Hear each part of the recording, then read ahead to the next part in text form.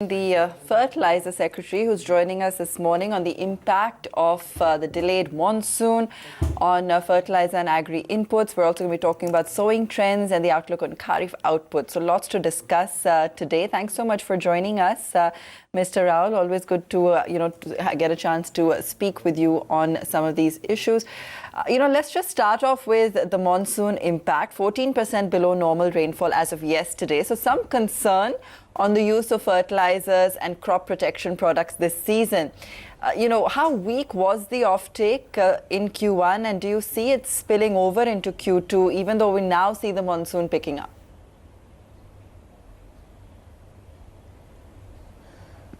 If we go by the fertilizer offtake,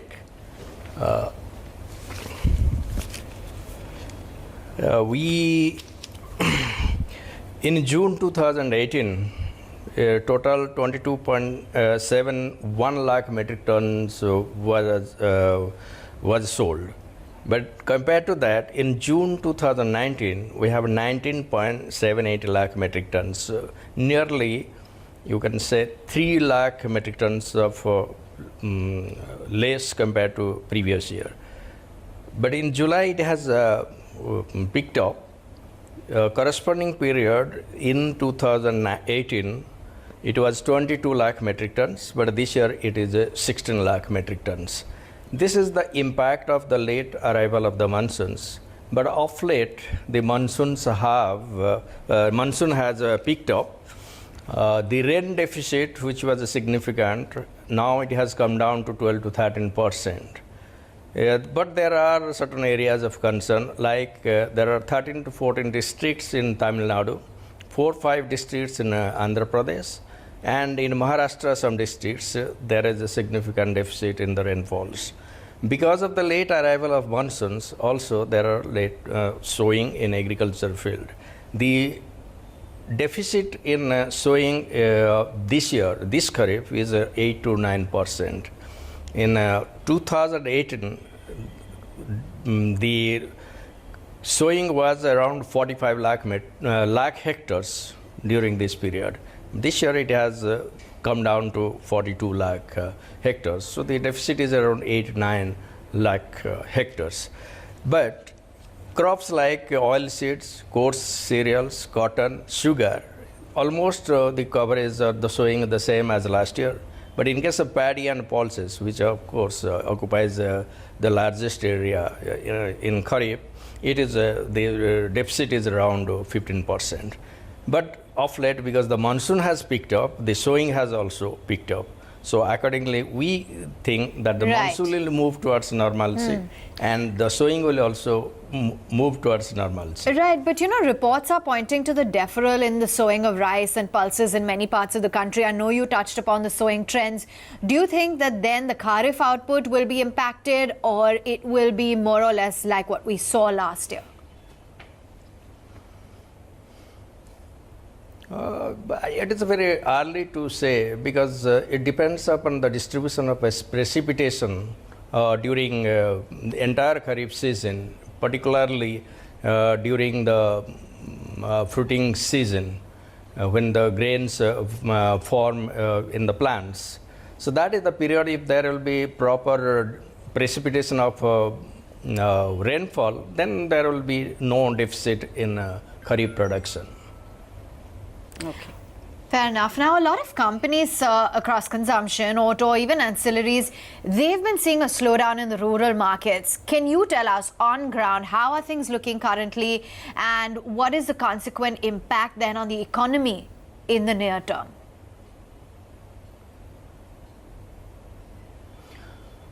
As it is predicted, the IMD has predicted that the monsoon will be normal, and the monsoon deficit is now being made of. I believe the Kharif season will be a normal season, and the agrochemicals, fertilizers, and all other companies which are servicing the agri and rural sector, they will have a normal kind of a demand scenario. Okay. How are you addressing challenges like water scarcity, the need for modern agri-tech, and also the right prices for farmers Any actions being taken to boost, some of these and also the food processing industry, farm product experts? That's a lot of questions in one, Mr. Roul, but if you could just share your outlook on them with us.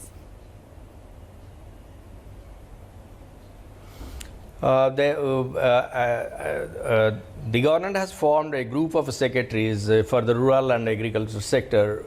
We are 13 secretaries. We are deliberating on how to improve the farmers' lot, particularly doubling farmers' income, and how to introduce modern technology like smart agriculture so that the cost of production gets reduced.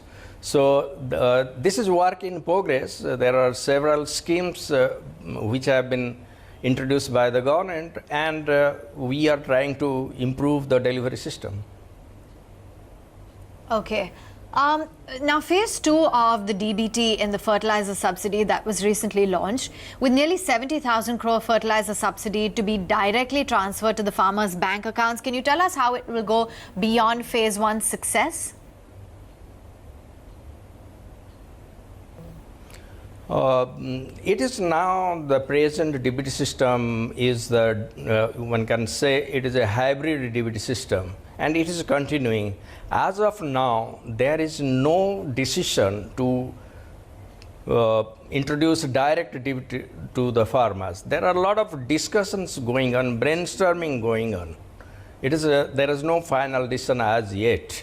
So, if at all that will happen, it will happen after a lot of consultation with all stakeholders. Okay. Some argue as well that the industry is still highly regulated. How are we looking to liberalize this, make it more market linked? Which ease of living measures are also being planned for farmers?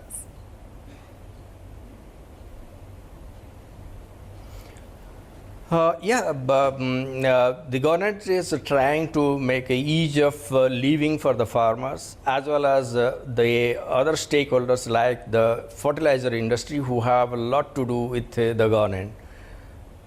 As far as decontrol of fertilizer sector is concerned, you may be knowing that except urea, all other fertilizer sector has been decontrolled. So it is a limited control which we have retained, and depending upon the situation, food security requirement, agricultural requirement, then after all consultations with the stakeholders, we may think about liberalizing the urea sector. But as of now, the present controls will remain. Can you just, to sum it up, give us a situation as to whether or not, some of these challenges, I know that we flagged off, be it the delayed monsoon or the consumption slowdown. Should we be acutely worried when it comes to the overall sowing patterns? And what is the outlook on the situation for rural growth? I think the outlook is quite positive, and there is nothing to get worried. And the way the monsoon is moving, and the way the sowing is taking place, and the way the fertilizer offtake is taking place, we should look forward for a very good harvest and, one can say, better situation for the rural sector. Okay, on the farm stress front as well, just in terms of the kind of stress we're seeing on the rural market. Anything else that you'd like to talk to us about on that front and the measures being taken?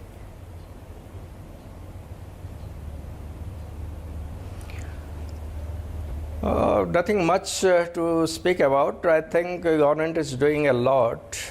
If you recollect, recently the UNDP has come out with the multifunctional poverty reduction, and the country could reduce multi-dimensional poverty by 271 million people. So that is a significant reduction, and the kind of deficits in any particular area. In our group of secretaries, we are looking into that data and that information, and converging all sectoral programs. Government is trying to overcome the poverty situation, And it's expected if the country or the economy grows at 7 to 8% consistently for next one decade or next 5 years, we'll be able to reduce this multi-dimensional poverty significantly. Fair enough. Thank you for giving us a clearer picture of the overall trends and what are some of the concerns for the fertilizer industry and the sector growth as well. That's the Fertiliser Secretary talking about how the rain deficit has come down from significant levels earlier. Sowing as well has been a bit lower, but the government is trying to enhance the ease of living for farmers and the fertilizer industry.